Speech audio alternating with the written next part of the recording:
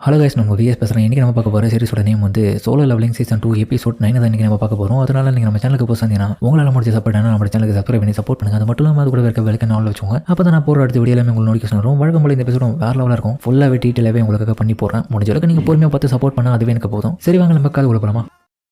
அதுக்கப்புறம் சஞ்சீனோடைய லெவல் வந்து கிட்டத்தட்ட 97 மாறிடுது. அப்புறம் அந்த டஞ்சன் வழியாக நிறைய கேஸ் எல்லாம் இருந்தது. அதெல்லாம் அழிச்ச பிறகு அந்த இடத்துல தன்னுடைய ஷேடோ ஆர்மியை கூப்பிட்டு ஸ்டோன்ஸ் எல்லாம் கனெக்ட் பண்ண சொல்கிறான். கூடவே இதனால ஹீரோவுக்கு நிறைய ரிவார்டு கிடைச்சிருக்கு. டீமன் மானார்ச் ரிங்கும், கூடவே டீமன் கிங்கோடைய லாங் ஸ்வாடும், அப்புறம் டீமன் கிங்ஸோடைய டாஜர்ஸும், அப்புறம் பாரனுடைய ஹார்ன் அந்த கும்பும் கிடைச்சிருக்கு. அதான் தலையில் வச்சிருப்பாங்க. அது கடைசியாக ஒரு முக்கியமான விஷயமும் கிடைக்குது. அதாவது டீமன் கிங்கோடைய தூய்மையான அந்த பிளட் ரொம்பவே இந்த ரிங் வந்து எஃபெக்டிவாக இருக்குது. நான் எதிர்பார்க்கவே இல்லை எப்படி இருக்குன்றது. அப்புறம் முக்கியமான விஷயம், தூய்மையான பிளட் அதுவும் டீமனோடையது. இந்த டீமன் கிங் கிட்ட இருந்து இந்த பயன்படுத்தி என்னால் ஹோலி வாட்டரை தயாரிக்க முடியும். அதான் எலக்சர் ஆஃப் லைஃப். அதுக்கான இன்னொரு ஐட்டமும் எனக்கு கிடைச்சிருச்சு. இப்போ அதுக்கப்புறம் எசிலும், சார் என்ன சார் அங்கே பண்ணிட்டு இருக்கீங்க?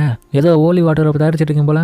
ஆமாம். அதுக்கப்புறம் அந்த ப்ராசஸ் நடந்துட்டு இருக்க டவுன் டவுனும் ஓடிட்டு இருக்கு. என்ன சார் இதெல்லாம் பயன்படுத்தி எதுக்காக யூஸ் பண்ண போறீங்க போல?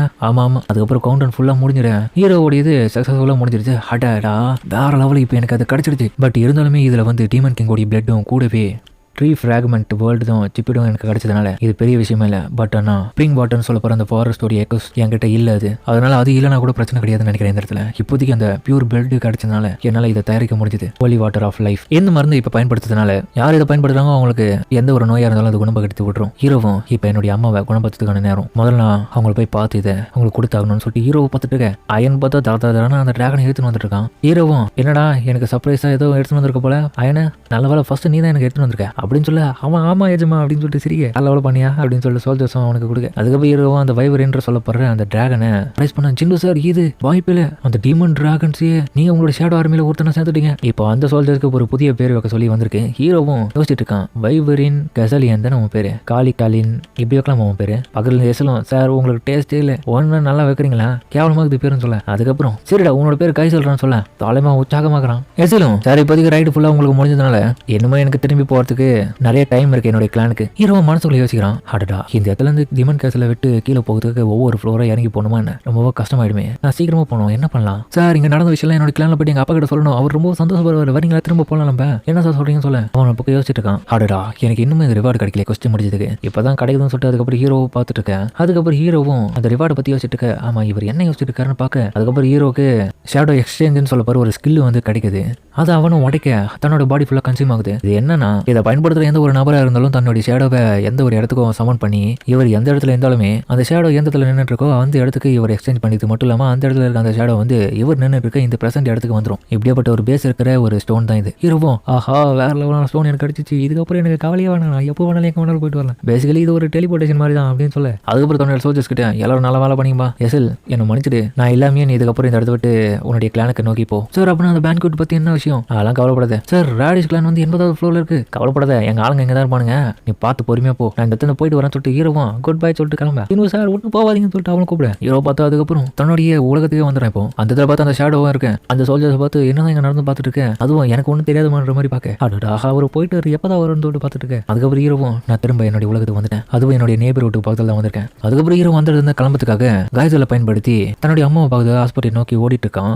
ஆக்சுவலி ஓடல, அவன் பறந்துட்டு இருக்கான் வானத்துல, வேற லெவலில் இருக்குங்க அந்த சீனு. அதுக்கப்புறம் இன்னொரு பக்கம் இந்த இடத்துல அசோசியேஷன்ல மிஸ்டர் வும் ஜப்பான் நமக்கு இந்த வீடியோ ஃபோட்டேஜ் இப்போதைக்கு அமைச்சிருக்காங்க. இதுலேருந்து அதிகப்படியான மாணவர் டிடெக்ட் பண்ணியிருக்காங்களாம். அப்போ எனக்கு தெரிஞ்சு இதை ஃபர்ஸ்ட் நம்ம டாக்குமெண்டேஷன் பண்ணணும். அது மட்டும் இல்லாமல் மொத்தமாக 3 தடவை இந்த சர்ச் ஆப்ஷனுக்கு போன யாரும் இருந்தாலும் அந்த மிஷின்ஸ் மூலியமா இறந்து போயிட்டாங்க. கடைசியாக அதோட வெளிவா தான் ஜப்பான்லேருந்து நம்மளுக்கு உதவி கேட்கறதுக்காக வந்திருக்காங்க. ஆனால் இந்த அளவுக்கு இருக்குன்றது நாங்கள் எதிர்பார்க்கல. மிஸ்டர் அந்த எருமோனிய டனல்ஸ் எல்லாம் இப்படிலாம் இருக்குமா, இந்த கியூஎன் அதுக்கப்புறம் அதோட கார்டியன்ஸ்லாம் எந்த லெவலுக்கு எவல்யூஷனாக இருக்குன்னு தெரியல. பட் ஆனால் இதுக்கு முன்னாடி நாங்கள் ஃபர்ஸ்ட் பார்த்தப்போ அது இருந்ததை விட அதோடைய ஜெனரேஷனே ரொம்பவும் டோட்டலாக மாறிட்டு இருக்கு. இதுங்க பயங்கரமாக எவல்யூஷனாக இருக்கு. ஸ்டேஜ் நம்ம அந்த அளவுக்கு கண்டுக்கிறதுனால மிகப்பெரிய மாற்றம் இந்த இடத்துல நடந்திருக்கு. பார்த்தீங்களா, எந்த ஒரு ஹை ரேங்கிங் டஞ்சன்ல இருக்கிற பாஸாக இருந்தாலுமே அதுங்களை பாதுகாக்கிறதுக்காக சில கார்டியன் பீசஸ் வந்து அந்த இடத்துல இருக்க தான் செய்யுது. அதனால இந்த கியூனுக்கு இன்னும் இருக்கிறதுக்கான வாய்ப்பு இருக்கிறதுனால உண்மையிலே நம்மளால சொல்ல முடியாது இதுதான் கியூனா இருக்கணுமா, அப்படி இல்லைனா கியூன் வந்து இன்னமும் இந்த ஐலாண்ட்ல இருக்குமான்றது. அதுக்கப்புறம் ஒரு சரக்கு பார காமிக்க ஒருத்தனும் என்னது நீ சஞ்சய் டச் பண்ணியா, ஆமாமா டச் பண்ணாலும் அவங்ககிட்ட இருந்து பயங்கரமான உணர்வுகளை நான் வெளிப்படுத்தி பார்த்தேன். அது மட்டும் இல்லாம ஆல்ரெடி நான் ரிட்டையர் ஆக போறேன், இருந்தாலுமே இது வரைக்கும் நான் பார்த்தவங்கள அவனை டச் பண்ண பிறகு நமக்கு பெரிய விஷயத்தை நான் கண்டுபிடிச்சேன் அப்படின்னு இன்னொரு பக்கம் நம்ம பேக்கியவனும் பேசிட்டு இருக்கேன். நம்ம இங்க என்னதான் நடக்குது இப்போ அப்படின்னு அவனுக்கு ஏதோ ஒரு மாணவ அவனும் இன்னொரு பக்கம் உணர்ந்துட்டு இருக்கேன்.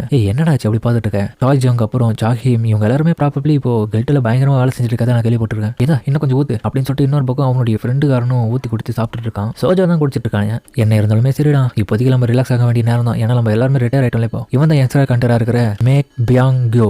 அது மட்டும் இல்லாமல் இவனுடைய சில முயற்சிகள் காரணமா இவனுக்கு இன்னொரு பேரும் இருக்குது. இவன் தான் ஃபர்ஸ்ட் ரிட்டையர் ஆன எஸ்ராங் கண்டரும் கூட. இவன் எனக்கு முன்னாடி ரிட்டையர் ஆயிட்டான்பா. பொதுவாகவே எஸ்ராங் கண்டர்ஸ் எல்லாம் முக்கியமாக ரிட்டையர் ஆகுற விஷயம் வந்து ஒரு நாட்டுக்கு மிகப்பெரிய வருத்தத்தை தான் அளிக்கும். ஏன்னா அவங்க இந்த நாட்டுக்கு மிகப்பெரிய பாதுகாப்பாக இருப்பாங்க. பட் இருந்தாலுமே இவன் ரிட்டையர் ஆன பேரில் எந்த விதமான காசும் எனக்கு கொடுக்கப்படலை. அது மட்டும் இல்லாமல் இவனோட ஃபேமிலி அந்த அளவுக்கு ரிச்சும் கிடையாது. என்னடா இப்பெல்லாம் போயிட்டு இருக்கு, என்னதான் நடந்துட்டு இருக்குன்ற மாதிரி கேட்கேன். என்னத்தான் சொல்ல, நம்மளோட நண்பன் என்சிஓக்கு இறந்துட்டான்ல, அது நீ பார்த்து தானே கண்கூடா? ஆமாண்டா பார்த்தேன். அதுக்கப்புறம் எனக்கு அந்த ஆண்ட்ஸை பார்த்தாலுமே சுத்தமாக பிடிக்காது. பட் ஆனால் இப்போதைய நிலமையில சில தகவல்கள் வந்துட்டு இருக்கு. ஆண்ட்டெல்லாம் திரும்பி நம்ம ஊருக்குள்ள வர ஆரம்பிச்சிருச்சுங்களாம். அப்படியா?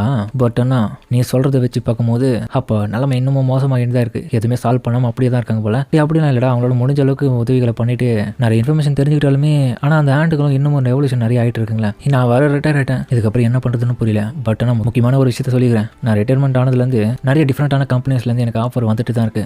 ஈவன் யூஜி கன்ஸ்ட்ரக்ஷன் மட்டும் கிடையாது. இருந்தாலுமே அந்த பாட்டியான வேலைகளுக்கு நான் போக விரும்பலடா. ஏன்னா திரும்பியும் அதே ஜாப்பை எடுத்து பண்ணணும் போது எனக்கு கொஞ்சம் பயமாக தான் இருக்கு. என்னால் யாருனா கொல்லப்பட்டாங்கன்னா. சரிடா, இதை பற்றியும் கவலைப்படாத, நல்லா ஜாலியாக சாப்பிடு. எனக்கு இருக்கிற ஒரு நல்ல நண்பன்னா இந்த இடத்துல நீ மட்டும் தான். என்னை பொறுத்தவரைக்கும் எந்த ஒரு டிஸ்டர்பன்ஸும் இல்லாமல் ஒரு அமைதியாக வாங்கணும் பெக்கியோன். கண்டிப்பாக நம்ம எல்லாருமே ஒரு ஹிஸ்ட்ரியில ஒரு கால் பதிக்காமல் இந்த இடத்த விட்டு சாக மாட்டோன்றது எனக்கு நல்லாவே தெரியுது. ஆமாண்டா, நம்ம எல்லாரும் சும்மாவா பயங்கரமான ஆர்டர்ஸ்ல அப்படிதான் அப்படின்னு அவங்களும் பழைய விஷயத்துல யோசிச்சு பார்த்து பேசிட்டு இருக்காங்க.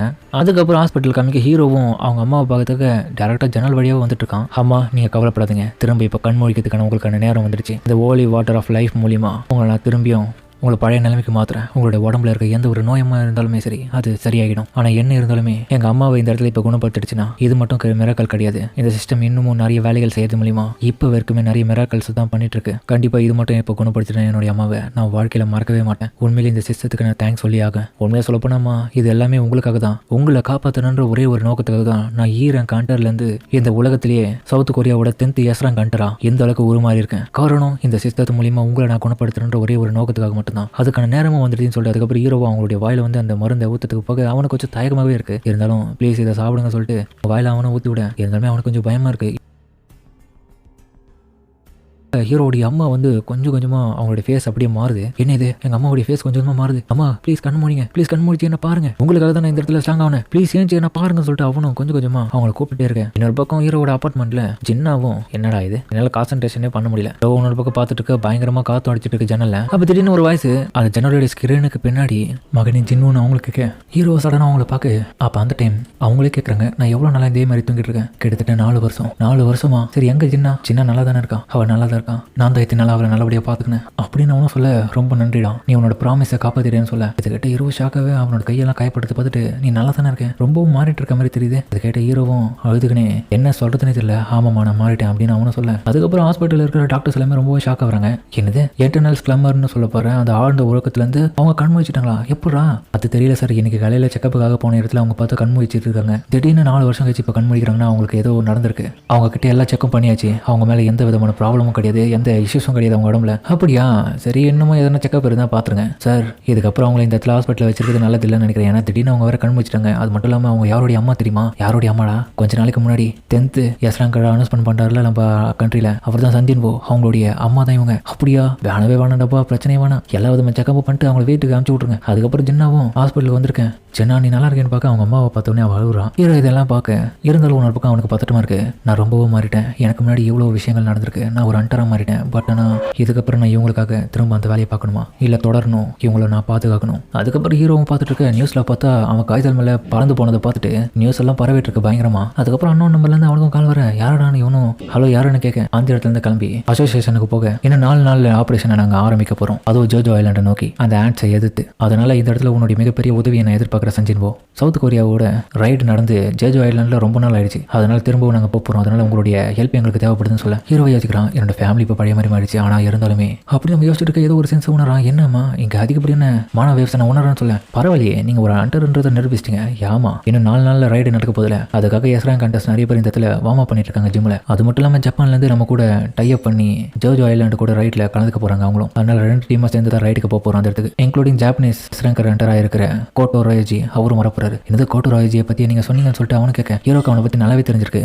ஆமாம் அவன் தான் கோட்டோ ராயஜி, கிரேட்டஸ்ட் ஹண்டர் இன் ஜப்பான். அதுக்கப்புறம் அங்கே போனால் அங்கே பார்த்தா பேக்யூன் வந்து பயங்கரமாக ஃபைட் பண்ணிட்டு இருக்கான். அவன் ட்ரைனிங் எல்லாமே பக்கவாக இருக்கு. பட் நான் அவனுக்கே டஃப் கொடுக்குற வகையில் ஒருத்தர் பார்த்தீங்கன்னா மார்ஷல் ஆர்ட்ஸில் கலக்கிட்டு இருக்காரு. அவரு அவனை போயிட்டு ஃபைட்டு போட்டு அடிக்கிறாரு. அவனை சிரிச்சுக்கிட்டே பரவாடா எனக்கே டஃப் கொடுக்குறேன். அப்புறம் பார்த்தா இருந்தாலும் பயங்கரமாக இருக்கான் பார்க்கவே. அங்கே நடக்கிற எல்லாம் சண்டே எல்லாம் நம்ம இப்போ சேர்மன் கோ வந்து ஹீரோவை கூட்டின்னு வந்து பார்க்க எந்த இடத்துல நிறைய எஸ்ராங் கான்டெஸ்ட்லாம் கேதர் ஆயிருக்காங்க ஒரே பிளேஸ்ல. அதனால கிட்டத்தட்ட இன்னும் 4 நாள் இருக்கு இந்த ஜேஜோ ஐலாண்ட் ரைடுக்கு. இதுக்கு இப்போதுலேருந்தே ரெடி ஆகிட்டு இருக்காங்க. இவ்வளோ எஸ்ராங் கான்டெஸ்ட் இருக்கும் போது மாணவர்ஸ்லாம் பயங்கரமாக உணர முடியாமல் என்ன ஆகும் பின்ன. ஹீரோவும் என்ன சார் அங்கே பார்த்தா மிஸ்டர் பேக்கின் வந்து ரொம்ப தடுமாறிட்டு இருக்க மாதிரி தெரியுது. அப்போ அந்த டைம் ஹீரோ கிட்ட ஒருத்தரும் வந்து பேசுறாரு. சரியா சொன்னீங்க, பேக்கியனோட அட்டாக்ஸ் எல்லாமே ஃபுல் ஃபோர்ஸ்ல தான் இருந்தாலுமே அவரை எதிர்க்கிறது வந்து மா டேங்கோக் பேக்கியனை விட கொஞ்சம் ஸ்ட்ராங்கானவர்னு சொல்லலாம். மிஸ்டர் ஸ்டாய் அப்படின்னு பார்த்தா அவன் தான் வந்து கேட்டிருக்கான். ரொம்ப நாள் வச்சு பார்க்கணும் போலியே மிஸ்டர் சங் சாயும். அது மட்டும் இல்லாம என்னமோ நிறைய பேர் இந்த இடத்துல கூடி இருக்காங்க. அது கவனிச்சனே அப்படின்னு பார்க்க அப்புறமா பார்த்தா ஜப்பான்ல இருந்து வந்திருக்க கில்டோடைய சார்பா ஒவ்வொருத்தரையும் அறிமுகப்படும். அதுக்கப்புறம் ஹீரோவும் ஓ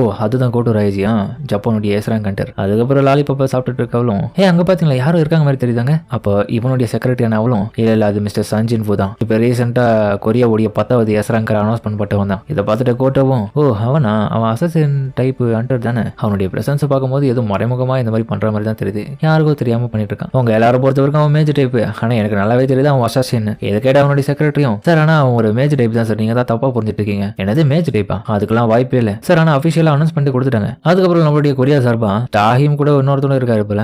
அங்க பாத்தியா சஞ்சின் ஓ அப்புறம் வந்து பக்கத்துல நம்ம சேர்மனும் இருக்காரு. இதை பார்த்துட்டு டாஹிம் சஞ்சின் ஓவா அப்படின்ற மாதிரி ஆச்சரியத்துல அவ்வளவு பார்த்துட்டு இருக்க கோட்டோ ராஜியோடைய செக்ரட்டரியும் சார் நம்மளுடைய அண்டர்ஸ் எல்லாருமே இப்போ சவுத் கொரியனுடைய ஸ்ட்ராங்கஸ்டான ஆன்சர் மேலதான் கண்ணு இருக்க மாதிரி தெரியுது. அவன் அந்த அளவுக்கு ஸ்பெஷலா என்னன்னு சொல்லிட்டு அவனு கேட்க தெரியல சார், மேபி உங்களை விடவும் பவர்ஃபுல்லான ஆளா இருக்க முடியுமான்றது எனக்கு தெரியல. ஏன்னா என்ன பொறுத்த வரைக்கும் நான் பார்த்ததுலேயே உங்களோட ரைட்ஸ் மூலியமா நீங்க தான் பவர்ஃபுல்லான ஆளுன்றது எனக்கு நல்லாவே தெரியுது. பட் ஆனால் இந்த சவுத் கொரியன்ஸ்ல ஒரு சில பேர் ரொம்ப பவர்ஃபுல்லா இருக்க மாதிரி எனக்கு நல்லாவே தெரியுது. இதை கேட்டுட்டு கோட்டோ ராஜியும் அப்பனா எனக்கு தெரிஞ்சு இவ சொல்றதை வச்சு பார்க்கும்போது சாஹியும் அண்டு கோ சேர்மேனு இவங்க 2 பேருமே ரொம்ப பெஸ்டான அண்டர்ஸ் மாதிரி எனக்கு நல்லாவே தெரியுது. அதுக்கப்புறம் அந்த செக்ரட்டரி கிட்ட ஒருத்தனை வந்து பிரச்சனை பண்ண ஆரம்பிக்கிறான். மிஸ் எக்ஸ்பெக்டரா இப்போ நீ என்ன சொன்ன சவுத் கொரியா லாண்டதுல ஒரு சில பேர் தான் ஸ்ட்ராங் ஆனவங்க, மிச்சம் எல்லாருமே கொஞ்சம் வீக் ஆனவங்களா? எதை வச்சு நீ இந்த மாதிரிலாம் பேசிட்டு இருக்க?